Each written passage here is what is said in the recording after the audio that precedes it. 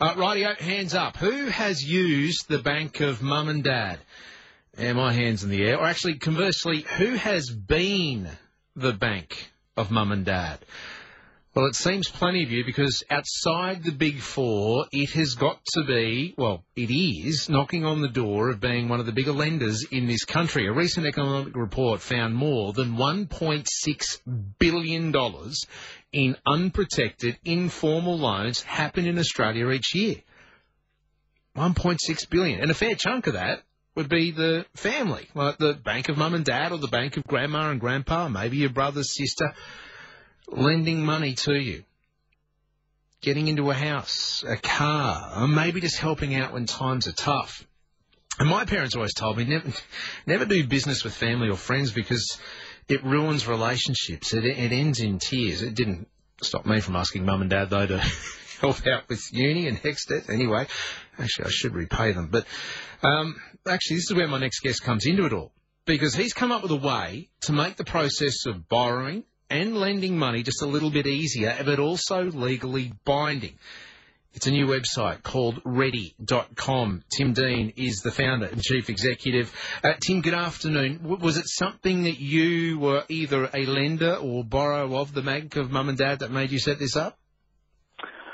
I came up with the idea simply because I've been running my own branch of the Bank of Mum and Dad for a while. I've got 4 boys. Right, yes. The eldest being 25, youngest 9.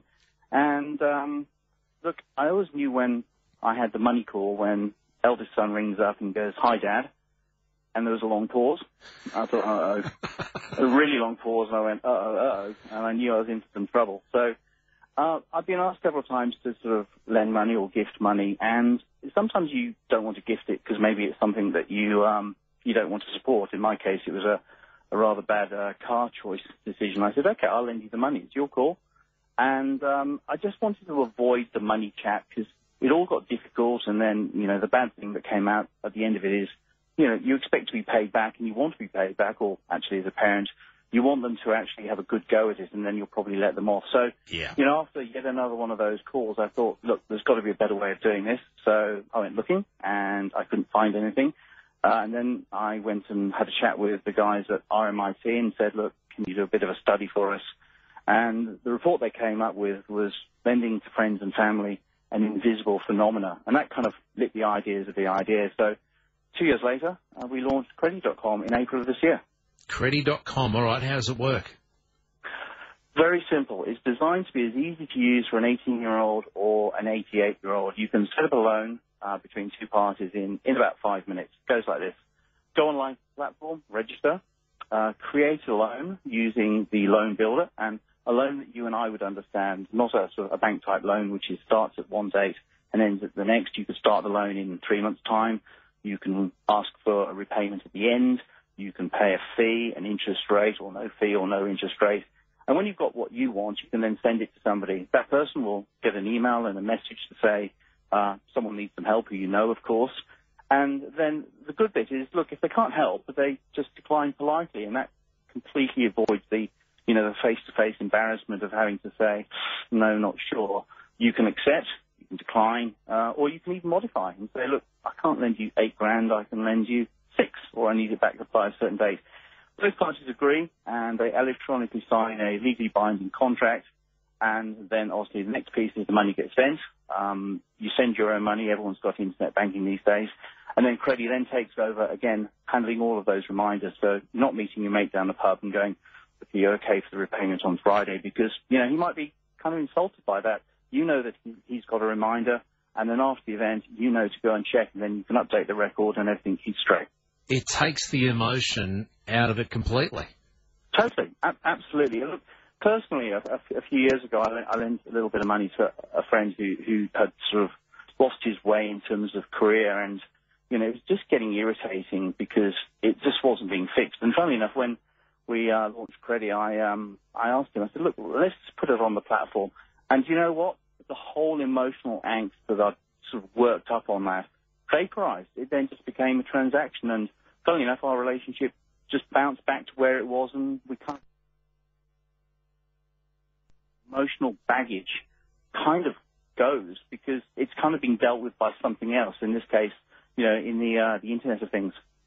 Getting the story of Tim Dean. He's the founder and chief executive of Credi.com. It's a lending platform, basically, for the bank of mum and dad. It makes it legally binding. It puts or takes the emotional process out of lending money to family or friends. All right, Tim, a couple of things here. Bank fees, always a big part of it. What about Credi fees? Where do they come into it? Do you make money out of this? Look, at the moment, it's free to use. So you can go online and set up a loan. We've had loans from as little as $60 for a pair of shoes to our largest loan that's been put on the platform is $950,000. So $950. See, I reckon you want something legally binding if it was knocking on the door of $1 million. Yeah. Look. At the moment, it's free to use, and in the future for the larger loans, we'll absolutely ask for a fee just to use it. But the smaller loans under say $2,000. We'll keep free forever. I don't really want everyone to not be able to write a loan with a mate for a few dollars because they don't want to be able to spend the money, so they protect themselves and know where they stand. So, simple answer, in the future, we'll add a fee to it, but for the moment, it's free to use. All right, and you can set your own terms. Like, is there interest-free payments you can put on this, or is it just a basic process of give me the money back when you can or within this date? No, you can put, it's your terms.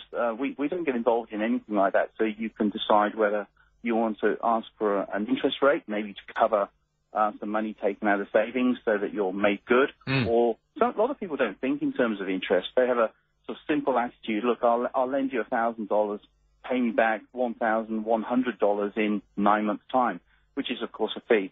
So the users of the platform can input their own fees or their own interest rates, and then obviously agree between themselves. So that's the job of the lender and the borrower to agree, you know, the kind of loan that they want to set up between themselves. Interesting stuff. All right, what's the weirdest thing that someone's asked money for? You said a pair of shoes before.